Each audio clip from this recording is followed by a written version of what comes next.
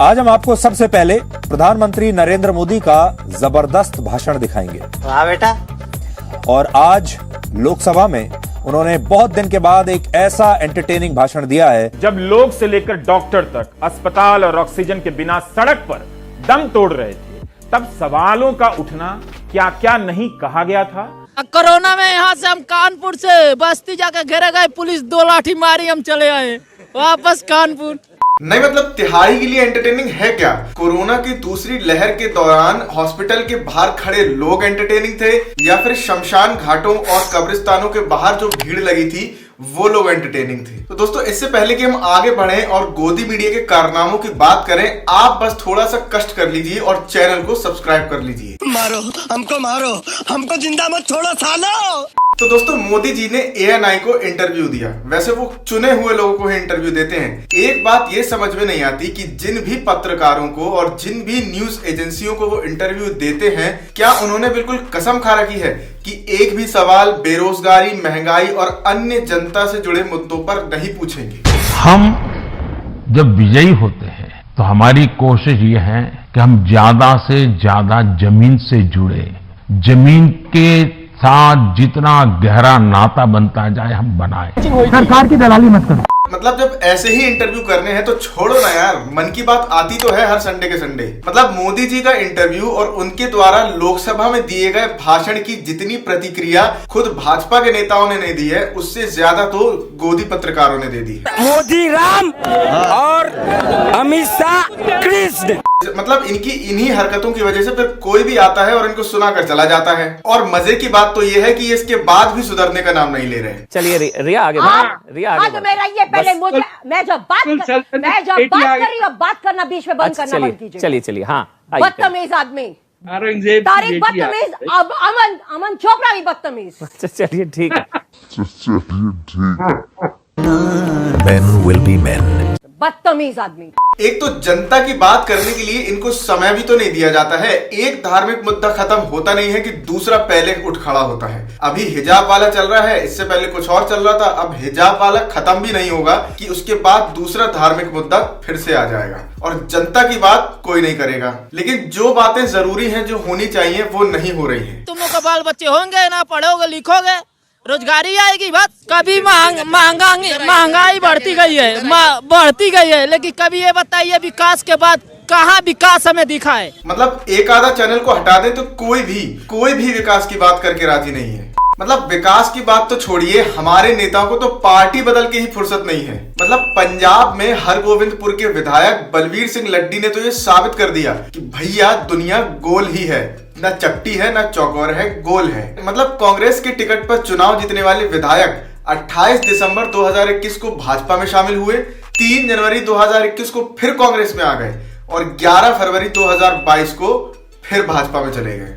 शाबाश बेटा, बहुत बढ़िया मुन्ना। मतलब इतने काबिल नेता कौन है ये लोग? कहाँ से आते हैं? एक बात ये समझ में नहीं आ रही कि ये बार बार पार्टियों में जा रहे हैं और बार बार उन्हीं पार्टी को छोड़ रहे हैं और बार बार फिर उन्हीं पार्टी में जा रहे हैं और पार्टियां भी ले रही हैं। मतलब एक विधायक 2 महीनों में 2 पार्टियों के अंदर 4 बार अदला बदली कर लेता है और चुनाव आयोग को कोई फर्क नहीं पड़ रहा। ये सब क्या देखना पड़ रहा है?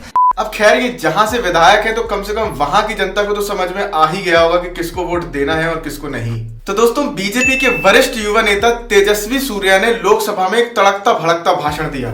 उन्होंने सब बताया कि कांग्रेस ने 70 साल में क्या नहीं किया और मोदी जी ने 7 सालों में क्या क्या कर दिया है।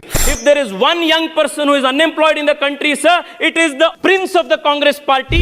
I am elected by the people of the country with as much right as a dynast sitting in this hall. आपके पास 70 साल थे सर, 70 साल थे आपके पास। तो सर कह रहे हैं कि भारत में रोजगार की कोई कमी नहीं है। जो लोग रोजगार के लायक हैं उनके लिए पर्याप्त मात्रा में रोजगार है और उन्हें मिल भी रहा है। भारत में इकलौता आदमी अगर कोई बेरोजगार है तो वो है कांग्रेस पार्टी के राहुल गांधी की तरफ उनका इशारा था।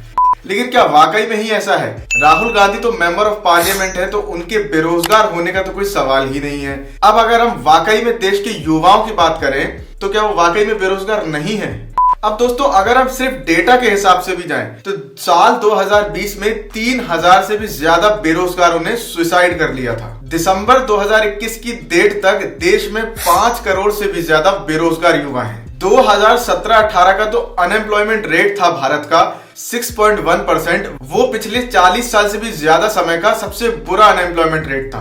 तभी आपने सुना होगा कि ये बार बार बोला जाता था कि 46 साल की सबसे बुरी बेरोजगारी है। लेकिन ये वरिष्ठ युवा नेता थोड़े डिनायल में हैं। इनको लग रहा है कि जीडीपी ऊपर जा रही है तो नौकरियां भी ऊपर जा रही हैं, तो देश में कोई बेरोजगारी नहीं है। फारूक अब्दुल्ला जी बात कर रहे थे सर, बहुत सारे युवा लोग बेकार पड़ गए हैं। This was the word that he used.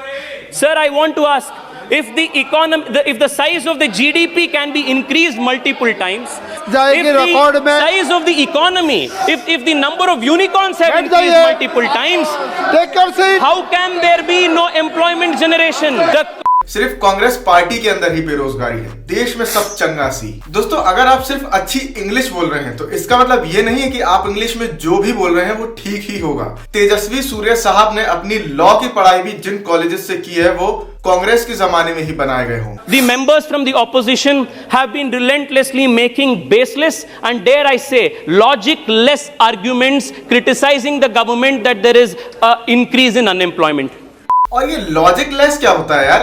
Illogical नाम का कोई शब्द नहीं होता है क्या? तो दोस्तों अब हमारे नेता या गोदी मीडिया के एंकर्स आपसे जुड़े मुद्दों की बात करें या ना करें, हम तो कर ही रहे हैं और करते रहेंगे, पहले भी कर रहे थे, जिसके लिए आपको हमें सशक्त करना होगा। कैसे? चैनल को सब्सक्राइब करके, ताकि हमारा और आपका दोनों का विकास साथ में हो सके। तो दोस्तों वीडियो देखने के लिए बहुत बहुत शुक्रिया। मिलते हैं आपसे अगली वीडियो में। जय हिंद, जय भारत। वीडियो पसंद आई तो वीडियो को लाइक करें, शेयर करें और चैनल को सब्सक्राइब जरूर कर लें।